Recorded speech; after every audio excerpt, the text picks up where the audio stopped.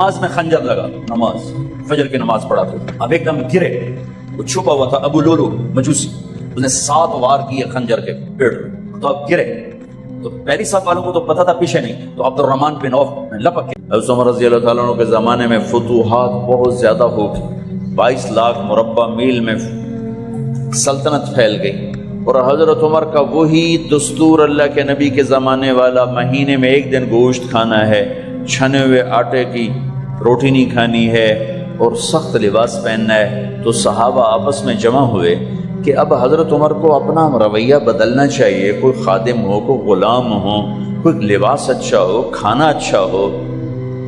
آپس میں بات، اچھا بھی کون بات کرے؟ حضرت علی نے فرمایا کوئی نہیں مانیں گے، کہا نہیں ہم بات کرتے ہیں، اچھا کون بات کرے؟ تو سارے ڈر کے کہنے لگے ہم تو نہیں کرتے، اچھا بھائی کون بات کرے؟ چلو حضرت عائشہ سے کہتے ہیں، حضرت حفصہ سے کہتے ہیں وہ بات کریں، چونکہ وہ اللہ کے نبی کی بیگمات ہیں تو ان کا ضرور وہ خیال بھی کریں گے، پروٹوکول بھی دیں گے۔ تو ایک بیٹی ہیں حضرت حفصہ، یہ دونوں امہات المومنین تشریف لائیں، آپ اٹھ کے بیٹھ گئے۔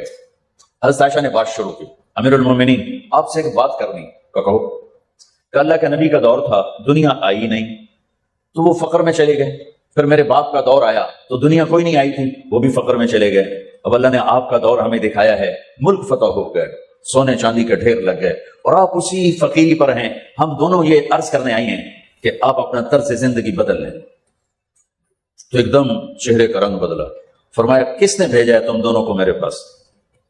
حضرت عائشہ نے کہا پہلے آپ ہاں نہ کریں پھر ہم بتائیں گے کس نے بھیجا ہے۔ فرمایا اگر مجھے ان کے تم نام بتاؤ نا تو میں مار مار ان کے چہرے لال کر دوں جنہوں نے تمہیں میرے پاس بھیجا ہے۔ پھر ان کے آنسو بھر آئے، پھر فرمایا میری بیٹی حفصہ میں عائشہ سے نہیں تجھ سے بات کرتا ہوں، تو بتا، تو گھر والی ہے، زندگی میں اللہ کے نبی نے 2 ٹائم کھانا کھایا، کبھی 2 ٹائم کھانا کھایا؟ اللہم نعم، جی نہیں کھایا، نہیں کھایا۔ تمہیں پتا ہے نا صبح کھاتے تھے شام نہیں کھاتے، کہا شام کھاتے تھے صبح نہیں کھاتے تھے، ٹھیک ہے نا؟ کہا جی۔ اچھا تمہیں پتا ہے نا میرے نبی کے پاس ایک ہی پہننے کا جوڑا ہوتا تھا، تمہاری الماریوں میں تمہاری بیگمات کے 200 جوڑے لٹکے ہوتے ہیں، تمہارے 50 جوڑے لٹکے ہوتے ہیں، جس کے چہرے کی رب نے قسم اٹھائی والضحیٰ، جس کی زلفوں کی رب نے قسم اٹھائی واللیل اذا سجى، جس کے بول کی رب نے قسم اٹھائی وقیلہ یا رب ان ہؤلاء قوم لا یؤمنون، جس کے شہر کی اللہ نے قسم اٹھائی وہذا البلد الامین، جس کی کتاب کی اللہ نے قسم اٹھائی قاف والقرآن المجید، جس کی رسالت پر اللہ نے قسم اٹھائی یاسین والقرآن الحکیم انک لمن المرسلین، جن کے آنسو پوچھنے کے لیے جبریل کو اتارا فلا تذهب نفسك علیہم حسرات، جن کو عزت سے پکارا یا ایھا النبی، جن کو احترام سے پکارا یا ایھا الرسول، جن کو محبت سے پکارا یا ایھا المزمل، جن کو لاڈ سے پکارا یا ایھا المدثر، جن کو جنت کی چابی پکڑائی الی مفاتیح الجنت یوم القیامہ، جن کے ہاتھ میں اللہ کا جھنڈا پکڑایا کہ بیدی لواء الحمد یوم القیامہ، جن کے لیے مقام محمود کو تیار کیا عسیٰ ان یبعثک ربک مقاما محمودا، جن کے طفیل حساب شروع کرنے کا اعلان فرمایا، جن کے طفیل پل صراط سے پار ہونے کا اعلان فرمایا، جن کے صدقے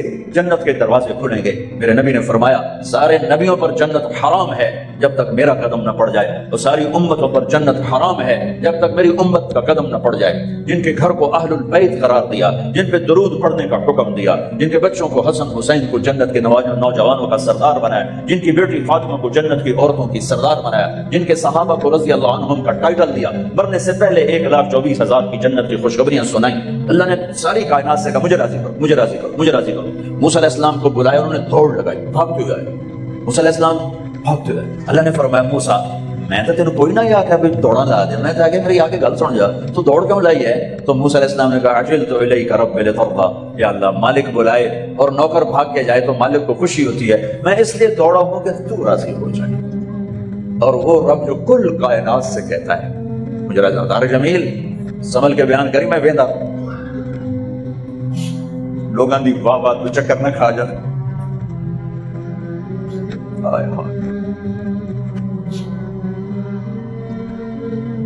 تم کیا سمجھتے ہو یہاں بیٹھ کے مجھے بڑی خوشی ہوتی، میرا رواں رواں روتا ہے، مجھے حساب دینا پڑے گا کہ یہ بول کیوں بولا تھا، کس لیے بولا تھا؟ میں پیسے نہیں لیتا ہوں، یہ بھی ایک تکبر، ہاں میں پیسے نہیں لیتا ہوں، میں اللہ کے لیے کرتا ہوں، یہ بھی تکبر کے کھاتے میں جا سکتا ہے۔ تو یہ اس لیے پیسے نہیں لیتا تھا کہ تو لوگوں میں مشہور ہو کہ میں پیسے نہیں لینا، اس کھاتے میں یہ جا سکتا ہے۔ میں پیسے نہیں لیتا ہوں، شہرت تو لے رہا ہوں، یہ پیسے سے بڑی دولت ہے۔ میں تمہیں اپنی کیفیت بتا رہا ہوں کہ میرا رونا رونا روتا ہے، وہی نہیں ساری زندگی تھک تھک کے گزاری، ہڈیوں میں بھی درد بیٹھ گیا، اور اللہ قیامت کے دن اگر کہہ دے تو سارا اپنی چودرواز سے کیتے، اللہ سچ ہے، میں جھوٹ، دفع کر دو اس کو۔ اللہ سچ، ہر نعمت امتحان کو سخت کر دیتی، ہر نعمت امتحان کو سخت کر دیتی۔ میں نے گمنامی کا دور بھی دیکھا، میں رائمنڈ پڑھتا تھا، میں اینٹ کے سرانہ بنا کے سوتا تھا، رات کو بستر لوگوں میں تقسیم کر دیتا تھا اپنا بستر، جو اس وقت تھوڑے سے لوگ آتے تھے تو میں رات کو چکر لگاتا، تو جن لوگوں کے پاس بستر نہیں ہوتا تھا کسی کو سرانہ دے دیتا، کسی کو چادر، کسی کو دری، کسی کو کھیس، ویا سامنے برانڈا جو اتھے آ کے رکھ دے وجہ، اور میں ایک اینٹ اٹھاتا اور اس پر اپنا چھوٹا سا رومال رکھ کے اینٹ کا سرانہ بنا کے میں سو جاتا۔ اگر اس وقت میں مر جاتا تو مجھے غالب گمان تھا کہ میرا کام بن جاتا، لیکن آج مجھے نہیں پتا کیا ہونے والا ہے اور کیا ہوگا، لیکن ہم اللہ کی رحمت پر آس رکھتے ہیں۔ ساری دنیا سے کہتا ہے مجھے راضی کرو، اور خود کہتا ہے میرے حبیب میں نے آپ کو راضی کرنا ہے، میں نے آپ کو راضی کرنا ہے، وَلَسَوْفَ يُعْطِيكَ رَبُّكَ فَتَرْضَىٰ، میں نے آپ کو راضی کرنا ہے۔ اتنی بڑی ہستی، حمزہ تیرے گھر میں نبی کے 2 جوڑے تھے یا ایک تھا؟ ایک تھا، اسی کو خود دھوتے تھے، نوکر نہیں دھوتا تھا، بیگم نے خود دھوتے تھے، سکھاتے تھے، پہن کے باہر آتے تھے۔ کئی دفعہ ایسا ہوا کہ نہیں ہوا کہ نماز کا ٹائم آیا اور بلال نے آ کے آواز لگائی یا رسول اللہ نماز کا وقت ہو چکا ہے، اور آپ فرماتے تھے بلال ابھی میرے کپڑے خشک نہیں ہوئے، ہونے سکنے پائے، ہونے سکنے پائے، علی گلین میں آ جانا۔ نماز لیٹ ہو جاتی تھی، کپڑے خشک نہیں ہوتے تھے۔ اور تمہیں وہ دن تو یاد ہوگا کہ ایک دفعہ جوڑا بھی نہیں تھا، ایک چادر ہی تھی، اسی کو گلے میں اور بدن پہ لپیٹ کے نماز پڑھائی تھی۔ اور تمہیں وہ بھی یاد ہوگا کہ ایک دفعہ چادر بھی نہیں تھی تو ایک انصاری عورت سے کپڑے ادھار مانگ کے جا کے نماز پڑھائی تھی۔ تم محل بنا کے تکبر میں آتے ہو کہ ساڈا محل ویکھو، ساڈا سیٹ اپ ویکھو، ساڈا سٹیٹس ویکھو۔ لعنت ہے تمہاری اس سوچ پر کہ تم نے پیسے کو سٹیٹس بنایا، تم نے سونے چاندی کو سٹیٹس بنایا، تم نے اپنی فیکٹری بنگلوں کو اور گاڑیوں کو سٹیٹس بنایا۔ کس چیز کو؟ اس مچھر کے پر کو، اس دھوکے کے گھر کو، اس مکڑی کے جالے کو، اس مٹ جانے والی کائنات کو، اس دھوکے باز بڑھیا کو، اس مکار بڑھیا کو، اس غدار کائنات کو تم کہتے ہو کہ ایسے بڑے چودھری ہیں، بڑے سردار ہیں، بڑے تاجر ہیں۔ کیا ہے؟ مچھر کا پر، دھوکے کا گھر، مکڑی کا جالا۔ پاکستان میں میانی میں بڑے بڑے سردار پڑے ہیں، جہانگیر کی قبر پر جا کر دیکھو، اس کے نام کڈنگ کا بجتا تھا، سنسان اے راوی کے کنارے ایک ٹوٹا سا مکان ہے، جن کو بھی جہاں شب کی سیاہی کا سما ہے۔ یہ کون ہے؟ کہتے ہیں یہ آرام گہے نور جہاں ہے، جس پر جہانگیر مر مٹا، ساری چابیاں جس کو پکڑا دیں، دن میں بھی شب کی سیاہی کا سما ہے۔ تجھے یاد ہے حفصہ میرے نبی نے کبھی ٹیک لگا کے کھانا کھایا؟ تمہیں یاد ہے کبھی ٹیک لگا کے کھانا کھایا؟ ہمیشہ ایسے چھپ کے کھانا کھایا کہ میں غلام ہوں، غلاموں کی طرح کھاؤں گا۔ ایک دفعہ تو نے چھوٹے سے اس پر ٹیبل پہ رکھ دیا تھا اور کہا یا رسول اللہ آپ ذرا آرام سے کھا لیں، تو آپ نے کھانا اٹھا کے زمین پہ رکھ کے کہا تھا حفصہ میں غلام ہوں، میں غلاموں کی طرح کھانا کھاؤں گا۔ تجھے وہ بھی یاد ہوگا تیرے گھر میں میرے نبی کا بستر کیا تھا بتا؟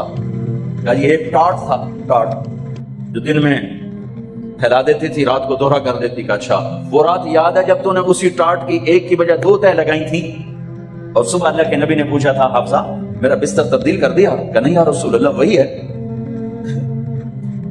میں نے ایک کی 2 تہہ لگا دی تاکہ آپ کے لیے تھوڑا نرم ہو جائے۔ کہ نہیں حفصہ اسے جیسا پہلے تھا ویسا ہی کر دو، میں رات کو اٹھ کے اللہ سے باتیں کرتا ہوں، اس کی نرمی نے مجھے اٹھنے میں ذرا رکاوٹ پیدا کی۔ یہ باتیں میں ٹھیک کہہ رہا ہوں؟ جی ہاں ٹھیک۔ تو تم مجھے کہنے آئی ہو کہ میں راستہ بدل لوں؟ حفصہ جنہوں نے تمہیں بھیجا ہے، عائشہ جنہوں نے تمہیں بھیجا ہے، انہیں بتاؤ 3 دوست تھے، 3 مسافر تھے، ایک ان کی منزل تھی، ایک ان کی راہ تھی، ایک ان کی ڈگر تھی، اس پر ایک چلا اور چلتے چلتے چلتے اپنی منزل پہ پہنچا اللہ کے محبوب، پھر دوسرا چلا اور اسی ڈگر پہ چلا اور چلتے چلتے اپنی منزل پر پہنچا ابو بکر صدیق۔ اب تیسرا چل رہا ہے، اگر انہی کی راہ پہ چلے گا تو ان تک پہنچے گا، ادھر ادھر ہو گیا بھول بھٹک جائے گا، انہیں جا کے بتا دو کہ جس راہ پر میرے دونوں ساتھی چلے میں اسی پہ چلتا رہوں یہاں تک کہ میرا اللہ مجھے میرے ساتھیوں سے ملا دے۔ اللہ نے کیسے ملایا؟ نماز میں خنجر لگا، نماز فجر کی نماز پڑھا تو اب ایک دم گرے، وہ چھپا ہوا تھا ابو لولو مجوسی، اس نے 7 وار کیے خنجر کے پیڑ، تو اب گرے تو پہلی صف والوں کو تو پتا تھا پیچھے نہیں، تو عبد الرحمن بن عوف نے لپک کے آگے مصلی پہ کھڑے ہو کے نماز شروع کر دی، تو چند آدمی اس کو پکڑنے کے لیے بھاگے، پھر اس نے آگے جا کے اپنے آپ کو خنجر مار کے اس نے خودکشی کر لی، اٹھا کر مکان پر لے گئے، دودھ پلایا گیا تو وہ آنتوں سے باہر نکل گیا، کہنے لگے موت کا پیغام آ گیا ہے، تو اپنے بیٹے کو بلایا، کہا بیٹا جا کر اما جان عائشہ سے کہو کہ عمر امیر المومنین نہ کہنا، اب امیر المومنین نہیں ہوں، کہنا کہ عمر بن خطاب اپنے دونوں ساتھیوں کے ساتھ قبر کی جگہ چلتا، اگر مجھے اجازت مل جائے تو مجھے وہاں دفن کرنا، اگر اجازت نہ ملے تو مجھے عام قبرستان میں دفن کر دینا۔ عبداللہ بن عمر تشریف لے گئے تو اما عائشہ بیٹھی رو رہی تھی، کہ اما جان میرا باپ عمر بن خطاب اجازت چاہتا ہے قبر کی اپنے دونوں ساتھیوں کے ساتھ، تو حضرت عائشہ رضی اللہ تعالیٰ عنہا رونے لگی، پہلے بھی رو رہی تھی، کہا عبداللہ یہ جگہ تو میں نے اپنے لیے رکھی ہوئی تھی کہ میں اپنے خامد اور باپ کے ساتھ میں بھی ایک کونے میں سو جاؤں گی، لیکن اگر عمر کی خواہش ہے تو اس جگہ کا عمر مجھ سے زیادہ حقدار ہے۔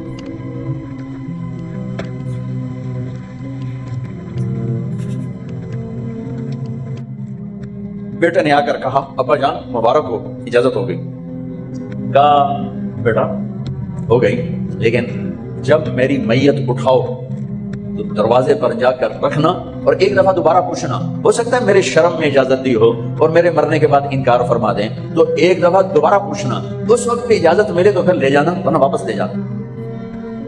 حضرت علی اور حضرت حسن تشریف لائے جس دن انتقال ہو رہا ہے، تو گھبراہٹ دیکھی تو حضرت علی نے فرمایا عمر موت سے ڈر گئے ہو؟ کہ نہیں موت سے نہیں ڈرا، موت کے بعد کیا ہوگا اس سے ڈر گیا۔ یہ کون کہہ رہا ہے؟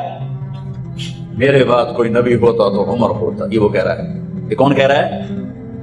آپ نے کہا آج رات میں جنت میں گیا تھا، میں نے ایک بڑا خوبصورت محل دیکھا، سونے چاندی زمرد یاقوت موتیوں کا، میں نے کہا یہ کس کا ہے؟ تو مجھے کہا گیا یہ آپ کے غلام عمر بن خطاب کا ہے۔ کون کہہ رہے ہیں موت کے بعد جو ہوگا اس سے ڈر رہا ہوں؟ کہ آپ مسجد میں انٹر ہوئے، مسجد میں ایسے لوگ تھے، ادھر ابو بکر تھے اور ادھر عمر تھے، آپ نے یوں ہاتھ پکڑ لیا، دونوں کے ایسے ہاتھ پکڑ لیے، ادھر ابو بکر ادھر عمر، کہ مجھے دیکھ رہے ہو؟ کہ جی، کہ قیامت کے دن میں ایسے اٹھوں گا کہ میرے ادھر ابو بکر ہوگا اور ادھر میرے عمر ہوگا۔ یہ عمر کہہ رہے ہیں موت سے نہیں ڈرا ہوں، موت کے بعد کیا ہوگا اس پہ ڈر رہا ہوں۔ تو حضرت علی نے فرمایا کیوں ڈرتے ہو؟ میں گواہی دیتا ہوں، میں نے کئی دفعہ اللہ کے محبوب سے سنا کہ جنت کے بڑی عمر کے، ایک تو نا جنت کے نوجوانوں کے سردار ہو تو حسن حسین ہیں، میں نے کتنی دفعہ سنا اللہ کے نبی سے کہ جنت میں بڑی عمر کے لوگوں کے سردار ہیں ابو بکر اور عمر۔ تو آپ نے کہا قیامت کے دن گواہی دو گے؟ آپ نے کہا، حضرت علی نے کہا میں بھی گواہی دوں گا، میرا بیٹا حسن بھی گواہی دے گا۔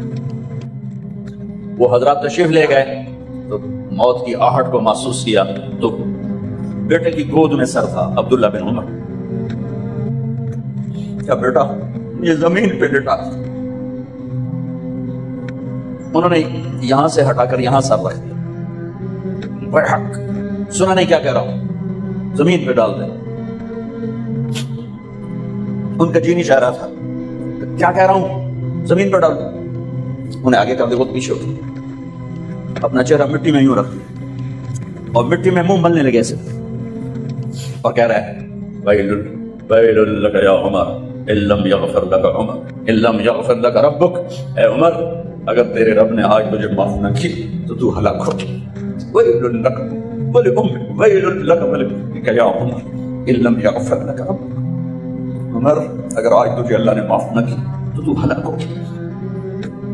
اتنے بڑے مقام والے 1,24,000 میں ایک آدمی ہے مراد جسے مانگا گیا ایک آدمی.